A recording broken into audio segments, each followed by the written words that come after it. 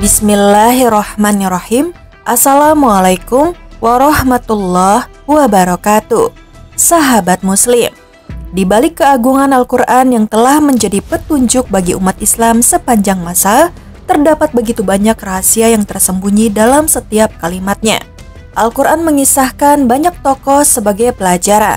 Namun di antara tokoh-tokoh yang diceritakan dalam Al-Quran, terdapat sosok misterius yang namanya disembunyikan. Sosok ini menarik perhatian para peneliti dan pecinta Al-Quran yang ingin menggali lebih dalam tentang jati diri sosok misterius itu. Siapakah mereka? Mengapa Allah memilih untuk tidak menyebutkan nama-nama mereka? Di video kali ini kita akan mengungkap sosok misterius dalam Al-Quran yang jarang diketahui. Berikut ini penjelasannya.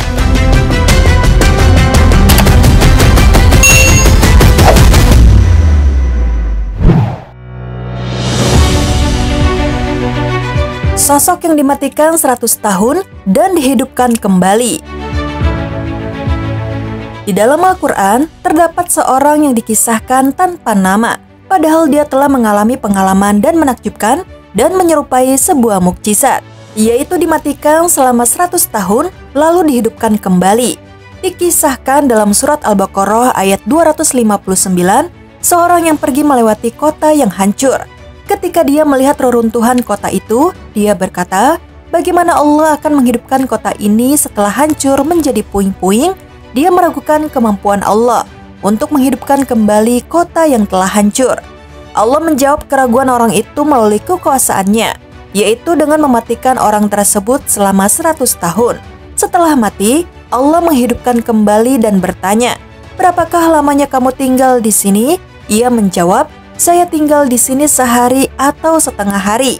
Allah berfirman, sebenarnya kamu telah tinggal di sini selama 100 tahun lamanya. Siapakah sosok yang mengalami kejadian luar biasa itu? Menurut tafsir Ibnu Katsir, para ulama berbeda pendapat tentang siapa orang tersebut. Mujahid Ibnu Jabir mengatakan bahwa orang tersebut adalah seorang laki-laki dari kalangan Bani Israel. Adapun negeri yang disebutkan dalam ayat, menurut pendapat yang terkenal, mengatakan Baitul Maqdis atau Palestina.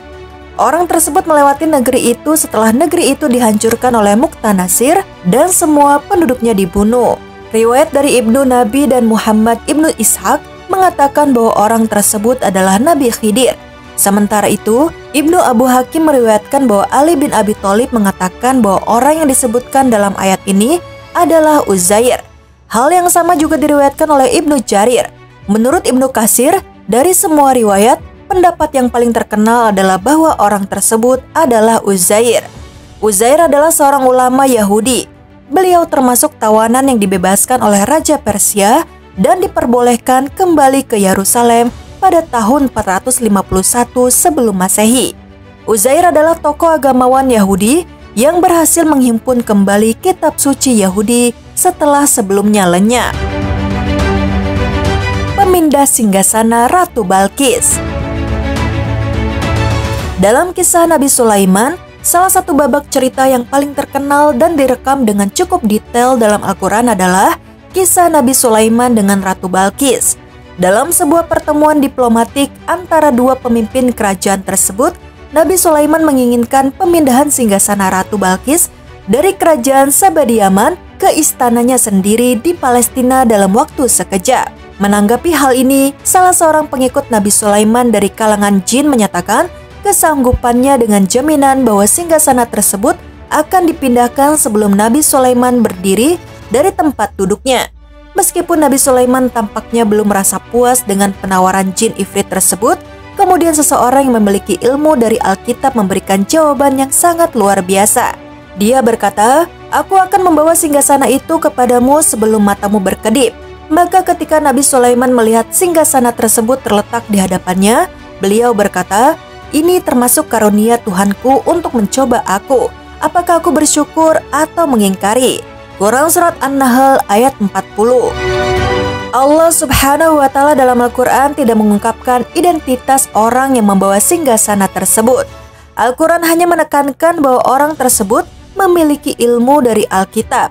Tafsir Jalalain ketika menjelaskan ayat ini menyebutkan bahwa sosok misterius itu bernama Al-Sif Ibnu Barqiyah. Dia terkenal sangat jujur dan memiliki pengetahuan tentang asma Allah yang agung, yaitu suatu asma yang jika doa dinaikkan dengan menggunakan asma tersebut, pasti doa tersebut akan dikabulkan. Namun, setelah itu, sosok tersebut tidak disebutkan lagi. Nabi Sulaiman pun tidak menyebutkan atau memuji kehebatan sosok tersebut.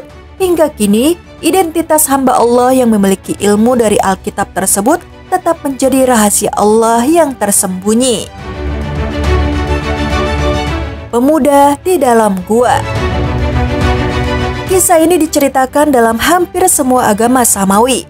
Namun menariknya, tidak ada yang dapat memastikan siapa sebenarnya mereka yang disebutkan sebagai Ashabul Kahfi ini. Bahkan jumlah mereka pun hanya Allah Subhanahu wa Ta'ala yang mengetahuinya dengan pasti. Allah Subhanahu wa Ta'ala mengisahkan kisah mereka secara detail dalam Al-Quran Surat Al-Kahfi ayat 9 hingga ayat 26. Mereka melarikan diri demi mempertahankan iman mereka dari rezim yang kejam, hingga akhirnya menemukan sebuah gua di tempat itu. Mereka berdoa dan kemudian tidur dalam gua tersebut.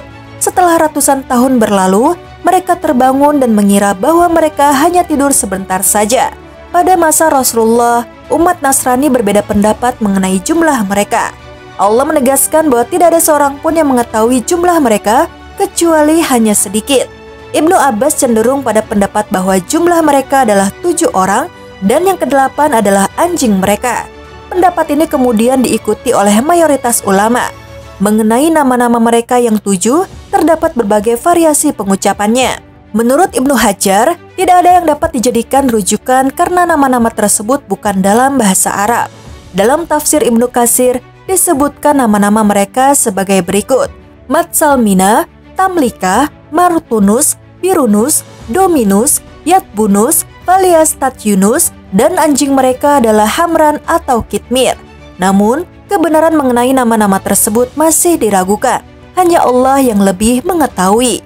Kapan mereka hidup? Para pemuda itu hidup pada saat rezim yang sangat keras dalam menentang agama-agama samawi. Penindasan yang dilakukan oleh penguasa pada zaman itu diperkirakan terjadi pada masa Kekaisaran Romawi, tepatnya ketika Kaisar naik tahta sekitar tahun 98 hingga 117. Pendapat lain mengatakan bahwa raja penindas tersebut adalah Kaisar Adrianus yang berkuasa setelah Kaisar Trajan. Lalu, di manakah letak Gua Al-Kahfi? Ada 5 tempat yang diduga sebagai tempat Gua Ashabul Kahfi. Pertama, di sebuah kota tua di Turki.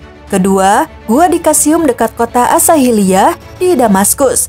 Ketiga, Gua Al-Batra di Palestina. Keempat, Gua di salah satu wilayah Afrika.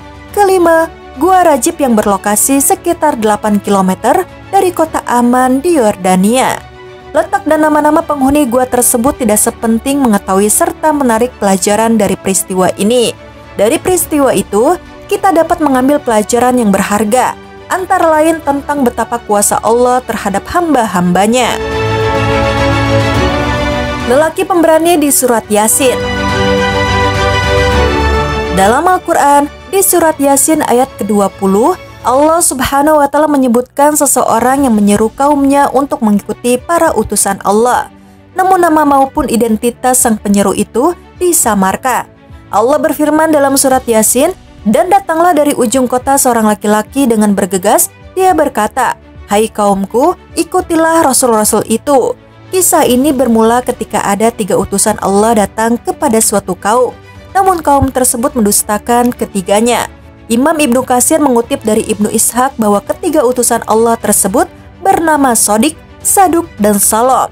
Dalam riwayat lain, disebutkan bahwa utusan tersebut bernama Sam, Un, Yohana, dan Bolus. Mereka mendatangi seorang raja di negeri bernama Antakya, yang berada di wilayah Turki sekarang.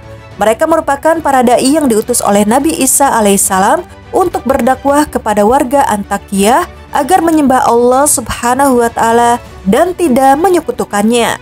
Warga Antakya saat itu dipimpin oleh seorang raja bernama Antikos yang menyembah patung. Namun, alih-alih menyambut seruan dakwah mereka, kaum tersebut justru mengancam para utusan Allah itu. Dalam kondisi tersebut, seorang laki-laki misterius dari ujung kota datang dan membela ketiganya. Beberapa riwayat mengatakan bahwa lelaki tersebut bernama Habib Al-Najjar. Menurut Kiai Haji Ali Mustafa Yakub, Habib Al-Nazar berusaha menolong ketiga utusan Allah itu dari ancaman penyiksaan dan pembunuhan. Dia menasehati kaumnya agar mengikuti ajakan dakwah para rasul. Dalam tafsir Al-Misbah, karya Profesor Quraisy Shihab, dijelaskan bahwa penduduk negeri tersebut sangat geram mendengar nasihat lelaki tersebut. Mereka pun melemparnya dengan batu hingga dia gugur sebagai syahid. Pengikut Fir'aun pembela Nabi Musa alaihissalam. Dikisahkan ketika pertentangan antara Fir'aun dan Nabi Musa alaihissalam sedang mencapai puncaknya, Fir'aun melontarkan ide untuk membunuh Musa. Fir'aun berkata kepada pembesar-pembesarnya, "Biarkanlah aku membunuhnya." Di tengah rencana jahat tersebut, muncullah sosok di antara pengikut-pengikut Fir'aun yang selama ini menyembunyikan imannya. Laki-laki itu merasa perlu menampakkan jati dirinya demi mencegah terjadinya rencana jahat tersebut. Allah Subhanahu wa Ta'ala merekam peran penting laki-laki ini dalam Al-Quran. Seorang laki-laki yang beriman di antara pengikut-pengikut Fir'aun yang menyembunyikan imannya berkata, "Apakah kamu akan membunuh seorang laki-laki karena dia menyatakan Tuhanku ialah Allah, padahal dia telah datang kepadamu dengan membawa keterangan-keterangan dari Tuhanmu? Jika ia seorang pendusta, maka dialah yang menanggung dosa dustanya itu. Dan jika ia seorang yang benar, niscaya sebagai bencana yang diancamkan kepadamu akan menimpamu. Sesungguhnya Allah tidak menunjuki orang-orang yang melampaui batas lagi pendusta." Quran Surah Al-Mu'min ayat 28. Pada ayat berikutnya, laki-laki mukmin tersebut menghujamkan argumentasinya. Berdasarkan sejarah, ia memperingatkan tentang nasib kaum terdahulu yang mengingkari kebenaran, dan Allah Subhanahu wa Ta'ala menghancurkan mereka. Dalam tafsir Ibnu Katsir dijelaskan bahwa menurut riwayat yang masyhur, laki-laki mukmin dalam surat Al-Mu'min tersebut adalah seorang bangsa Mesir dari keluarga Fir'aun bernama As-Sadi. Seorang ulama tafsir mengatakan bahwa dia adalah saudara sepupu Fir'aun yang membelot dari Fir'aun dan bergabung bersama Nabi Musa alaihissalam. Pendapat ini dipilih oleh Ibnu Jarir. Diriwayatkan oleh Ibnu Hatim, laki-laki ini menyembunyikan imannya dari mata bangsawan Mesir. Dia tidak menampakkan kecuali pada hari itu, yaitu ketika Fir'aun mengatakan, "Biarkanlah aku membunuh Musa." Laki-laki tersebut menjadi marah karena membela Allah Subhanahu wa Ta'ala. Dan jihad yang paling utama adalah mengutarakan kalimat kebenaran di hadapan penguasa yang zalim.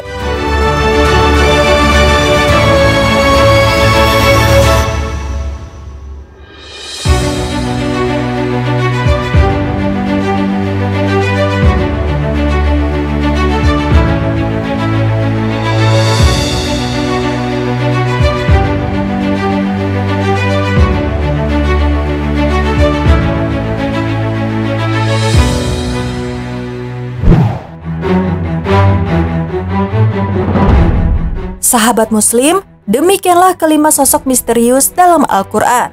Al-Quran menyimpan mutiara terpendam yang tidak terbatas. Ayat-ayatnya mengandung makna yang sangat mendalam bagi orang-orang yang ingin memahaminya.